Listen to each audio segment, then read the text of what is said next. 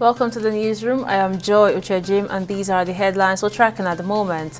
The former presidential candidate of the Labour Party, Peter Obi, has appreciated President Bola Tinubu for finally deciding to visit the scene of the brutal killings in Benue State.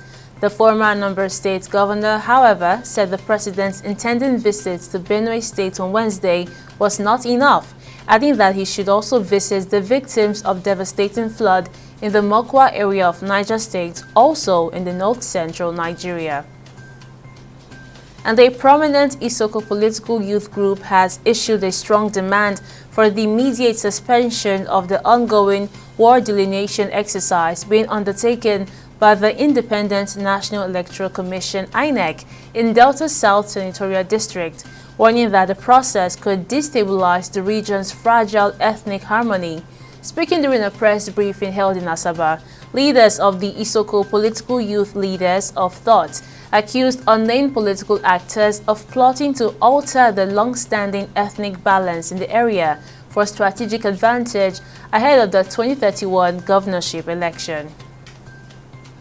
And the Murtala Mohammed International Airport Command of the Nigerian Customs Service has refuted allegations of extortion against the GHR command by an American returnee, Oke Adekega.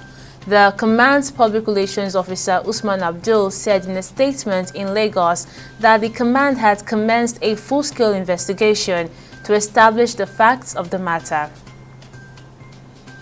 And Air Peace has dismissed claims by the senator representing Edo North, Adams Oshiomhole, that he was extorted and unfairly denied boarding, stating that the former Edo State governor did not check in online, as alleged, and arrived late for his scheduled flight.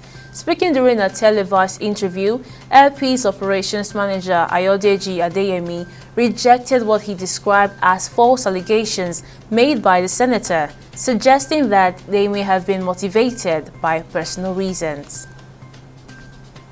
And on business, oil marketers under the auspices of the Petroleum Products Retail Outlets Owners Association of Nigeria have cried out to the federal government and industry regulators, including the Nigerian Midstream and Downstream Petroleum Regulatory Authority, to curb the expansion moves by the Dangote refinery to distribute petrol and diesel freely to retail outlets and large users across the country.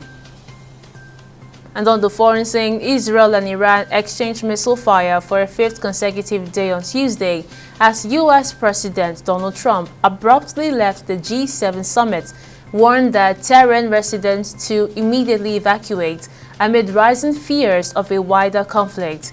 A new wave of Israeli strikes on Tehran, including a dramatic hit on a state television's headquarters that the broadcaster said killed 3 people, prompted both sides to activate missile defense systems overnight.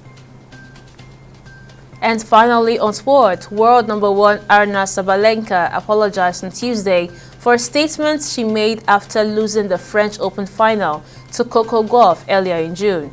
Sabalenka lost to Gauff in 3 sets at Roland Garros, with the American coming back from a set down to win her first French Open title. Speaking with reporters after the loss, the 27-year-old said the match was the worst final she had ever played. And those are the major stories from our newsroom at the moment. We'll bring you more updates at the top of the hour.